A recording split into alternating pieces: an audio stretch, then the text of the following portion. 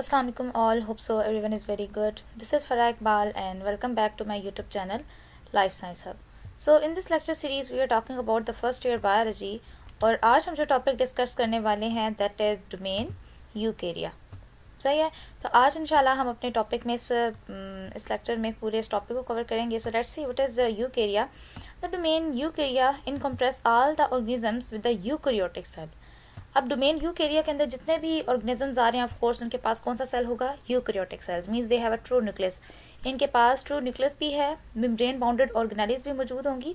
और ये जो है ये फीचर हमने बाकी दोनों डोमेन्स में नहीं देखा था। ना ऐसा बैक्टीरिया में था और ना ही ऐसा आर्किया में था। हमने देखा था कि इनके पास ना ही मेम्ब्रेन बाउंडेड ऑर्गेनेल्स कुछ खास प्रेजेंट थी और ना ही इनके पास ट्रू न्यूक्लियस था। ठीक है, सो इनके पास क्योंकि ट्रू न्यूक्लियस होता है, सो दैट्स वाई हम इनको कहते हैं कि they have a eukaryotic cell. तो हम इनके जनरल कैरेक्टरिस्टिक्स की बात कर लेते हैं कि इनके अंदर कौन कौन से खास स्पेसिफिक कैरेक्टरिस्टिक्स मौजूद हैं। तो फर्स्टली हम देखते हैं इसका सेल स्ट्रक्चर, कि इसका सेल स्ट्रक्चर कैसा है। ठीक है, इसकी मॉर्फोलॉजी क्या है। So they possess a eukaryotic cell, जिसका हमने पहले बात की। The true nucleus enclosed in a nuclear membrane, कि इनका जो न्यूक्लियस होता है वो किसके अंदर इनक्लोज हुआ हुआ है? न्यूक्लियर मेम्ब्रेन में। और ये सेल में हमें एक सेपरेट सा स्ट्रक्चर नजर आ रहा होता है। ठीक है, cells have a membrane bounded organelles as well, जिनमें कौन कौन सी आ रही हैं? Mitochondria, chloroplast, endoplasmic reticulum, Golgi apparatus, lysosome है, प्रोक्सिसोम्स हैं। ठीक है, तो ये सारी की सारी इनके अंदर मेम्ब्रेन बाउंडेड ऑर्गेनेल्स प्रेजेंट होती हैं और हर ऑर्गेनेली का अपना अलग फंक्शन है। इनके पास साइटोस्केलेटन भी मौजूद होता है। अच्छा, अब ये साइटोस्केलेटन क्या होता है? साइटोस्केलेटन कॉम्प्लेक्स नेटवर्क है किस चीज़ का? ट्यूब्यूल्स का, माइक्रोफिलामेंट्स का और इंटरमीडिएट फिलामेंट्स का। अब ये साइटोस्केलेटन करते क्या है? They provide a structural support and enable the cell movement and facilitate the intracellular transport, कि ये उसके सेल की स्ट्रक्चर में भी उसकी हेल्प कर रहे हैं, स्ट्रक्चर बिल्डिंग में भी। इसके अलावा सेल की मूवमेंट और इंट्रासेलुलर ट्रांसपोर्ट में भी इसकी हेल्प करते हैं। यहाँ पे इसको हम विजुअली एक दफ़ा देख लेते हैं कि ये क्या चीज़ है। So here in this image you can see कि ये आपको एनिमल सेल दिखाया गया, ये आपको प्लांट सेल दिखाया गया। अब अगर हम इस एनिमल सेल की बात करें तो ये दरमियान में आपको ये जो पर्पल सा स्ट्रक्चर नजर आ रहा है, this is basically a nucleus.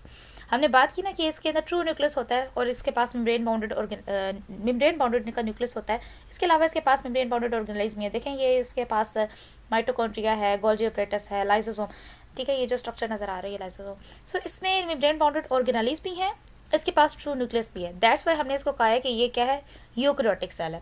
अगर हम इसके साइटोस्केलेटन की बात करें, so here in this image you can see, ये देखें, ये आपको साइटोस्केलेटन नजर आ रहा है। ठीक है, ये जो आपको ये थ्रेड लाइक स्ट्रक्चर नजर आ रहा है ना, ये ग्रीन ग्रीन सा, ये सारा का सारा साइटोस्केलेटन है। इसके अलावा ये जो आपको साइड्स पे ये रेड रेड और ब्लू ब्लू स्ट्रक्चर नजर आ रहा है, ये भी साइटोस्केलेटन है। जिस तरह आपको बताया कि ये सेल के अंदर ट्रांसपोर्ट में भी उसकी हेल्प कर रहा है। ठीक है, जो एक चीज़ को लाइक फॉर एग्जाम्पल अगर इस पॉइंट से हमने किसी सेल की किसी एक चीज़ को ट्रांसपोर्ट करवाना है इस पॉइंट में, तो देखें ये तो थ्रेड लाइक स्ट्रक्चर है तो इसको इजीली ट्रांसपोर्ट करवा सकता है। ठीक है, सो इसकी ट्रांसपोर्ट पे भी हेल्प कर रहा है। इसके अलावा जो साइड्स पे प्रेजेंट है ये उसका इसकी स्ट्रक्चर बिल्डिंग में भी हेल्प कर रहा होता है। ठीक है, so this is about the cytoskeleton की cytoskeleton complex network of tubules, microfilaments and intermediate. इसकी डिटेल्स हम इंशाल्लाह आगे नेक्स्ट टॉपिक्स में कवर करेंगे।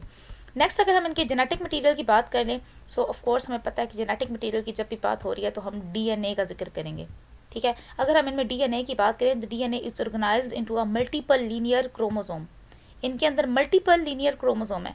ठीक है, कैसे? विद इन न्यूक्लियस ये जो क्रोमोसोम्स हैं ये इनके न्यूक्लियस के अंदर प्रेजेंट हैं। ठीक है, DNA is associated with the histone proteins which help in organisation of the regular genetic material. इसको अगेन हम यहाँ से देख लेते हैं, देन आपको इसका सही क्लियर हो जाएगा। ये भी देखें, इस इमेज में भी आपको साइटोस्केलेटन दिखाया गया है, intermediate filaments, microtubules, cell membrane. ठीक है, सो इस इमेज में अगर हम देखें तो सॉरी दिस वन, ओके, अगर यहाँ पे हम इसको देखें तो ये आपको एक सेल का क्रोमोसोम का इंटरनल स्ट्रक्चर दिखाया गया कि बेसिकली क्रोमोसोम अंदर से इंटरनली नज़र कैसे आता है।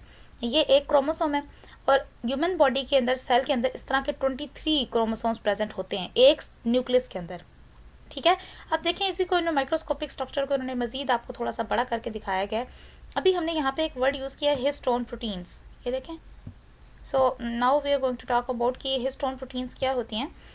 तो इसके अंदर ये जो आपको सर्कुलर सा राउंड सा प्रोटीन का स्ट्रक्चर नजर आ रहा है, ये क्या है जी? ये हैं हिस्टोन प्रोटीन्स। ठीक है, अब देखें यहाँ पे किस तरह से सर्कुलर इसकी राउंडिंग हुई है। बेसिकली आपको ये डीएनए नजर आ रहा है। ठीक है, ये डीएनए है और ये इसी डीएनए की ये जो हेलिकल स्ट्रक्चर है इसी का, यही प्रोटीन्स के आगे पीछे जाके इसने कॉइलिंग गोल गोल सर्कुलर फॉर्म में कॉइलिंग इसने करना शुरू कर दी है। अब इसने जिस प्रोटीन के आगे पीछे कॉइल्स बनाए हैं वो उस प्रोटीन्स का क्या नाम है, हिस्टोन प्रोटीन। ठीक है, डू रिमेंबर दिस पॉइंट कि ये जिस प्रोटीन के आगे पीछे अपनी कॉइलिंग कर रहा है दैट इज हिस्टोन प्रोटीन। अच्छा, अगर हम ये सोचें कि ये इतनी ज़्यादा इसके अंदर डीएनए के अंदर कॉइलिंग हुई है, इसका मकसद क्या है? देखें, इसके पहले ये था, यहाँ पे कॉइलिंग हुई, फिर यहाँ कॉइलिंग हुई, फिर मजीद कॉइलिंग होकर फिर ये देन जाके क्रोमोसोम बन रहा है। तो इस कॉइलिंग का मकसद ये है कि इसके जो है लेंथ, इसकी लेंथ में रिडक्शन हो जाए। देखें, इसका साइज रिड्यूस हो रहा है। अब अगर ये बिल्कुल सीधा धागा हमें अरेंज करना पड़े तो ये मुश्किल काम है, लेकिन ये प्रोटीन्स के आगे पीछे देखें कितने ज़्यादा सर्कल इसने इसके आगे पीछे चक्कर लगाए हैं। सो दैट्स वाई इसका जो साइज़ है वो यहाँ पे क्या हो गया, रिड्यूस हो गया। So this is about the genetic material of eukaryotic cell कि इसके अंदर लीनियर क्रोमोसोम प्रेजेंट होते हैं। क्रोमोसोम का स्ट्रक्चर मैंने आपको शो करवाया। इसके अलावा इनका डीएनए किस चीज़ के साथ एसोसिएटेड है, हिस्टोन प्रोटीन्स के साथ। हमने देखा कि उसके आगे पीछे कॉइलिंग करके एक स्ट्रक्चर बनाया हुआ था जिसको हम हिस्टोन प्रोटीन्स कहते हैं। ठीक है, सॉरी, हाँ, हियर वी आर। ठीक है, so this is about the genetic material. Next हम बात कर लेते हैं इनकी अंदर रिप्रोडक्शन की कि इनकी रिप्रोडक्शन कैसे होती है। So they could have a sexual reproduction and asexual reproduction as well, कि इनके अंदर ये सेक्सुअली रिप्रोड्यूस भी कर सकते हैं।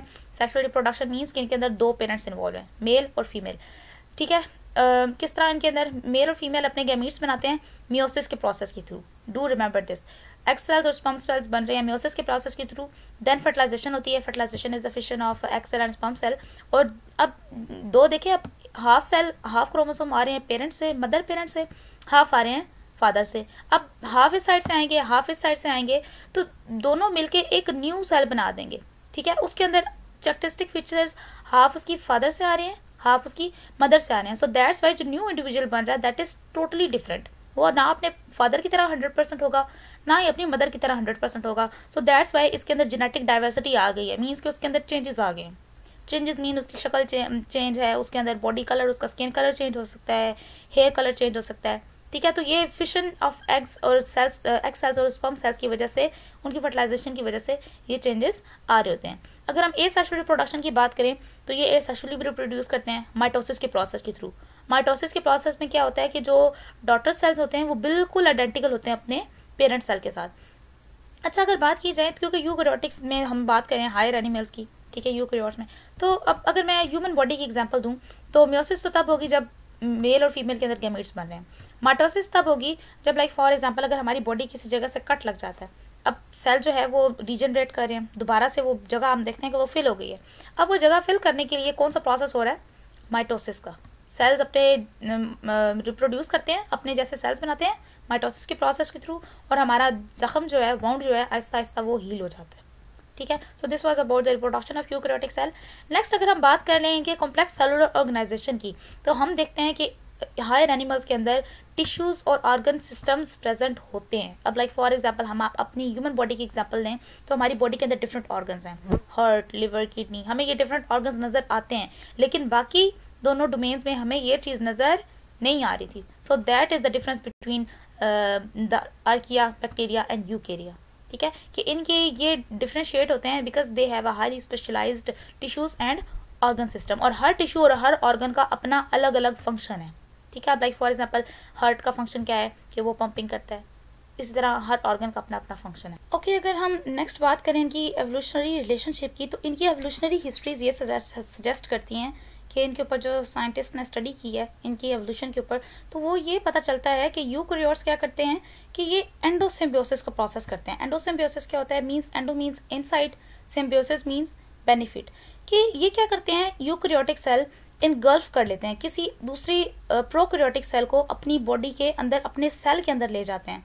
अब ये जिस प्रोकैरियोटिक सेल को जो मटेरियल अपने अंदर लेके जा रहे हैं that is mitochondria and chloroplast. हमें पता है कि माइटोकॉन्ड्रिया क्या है, power house of the cell, chloroplast किस में हेल्प करते हैं, फोटोसिंथेसिस में, ऐसा ही है। तो अब जिस सेल के पास ये चीज़ माइटोकॉन्ड्रिया और क्लोरोप्लास्ट ज़्यादा होंगे तो वो ज़्यादा मिकदार में एनर्जी प्रोड्यूस कर सकेगा, उसके अंदर ये कैपेबिलिटी होगी कि वो ज़्यादा से ज़्यादा अमाउंट में फोटोसिंथेसिस करके अपने लिए ज़्यादा खुराक जो है वो प्रोड्यूस कर सकेगा। ठीक है। सो दैट्स वाई ये जो यूकैरियोटिक सेल हैं ये क्या करते हैं, किसी दूसरे प्रोकैरियोटिक सेल को अपने सेल के अंदर इनगल्फ कर लेते हैं, ठीक है, उसको अपने सेल के अंदर ले जाते हैं। अब उससे उसको होस्ट सेल को बेनिफिट हो रहा है। अब यहाँ पे होस्ट सेल कौन सा सेल है, यूकैरियोटिक सेल, जो कि अपने अंदर लेके गया प्रोकैरियोटिक सेल को, ठीक है। और इससे फिर उसको बेनिफिशियल है ये सिम्बियोटिक रिलेशनशिप। ऑफ कोर्स जितना ज़्यादा उसके पास माइटोकॉन्ड्रिया होगा उतनी ज़्यादा उसके पास एनर्जी की प्रोडक्शन होगी, ठीक है।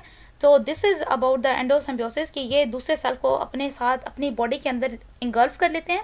अब जो चीज़ ये इंगल्फ कर रहे हैं माइटोकॉन्ड्रिया और क्लोरोप्लास्ट, वो उसको हेल्पफुल है, ठीक है। सो ये इसकी एवोल्यूशनरी रिलेशनशिप हमें ये बताती हैं।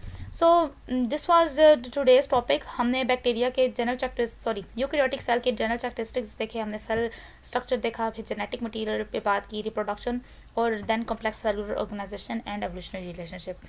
उम्मीद करती हूँ आप लोगों को आज का लेक्चर समझ आया होगा। अगर वीडियो पसंद आई हो तो लाइक करें, चैनल को सब्सक्राइब करें। मिलते हैं नेक्स्ट वीडियो में। टिल देन टेक केयर, अल्लाह हाफिज़।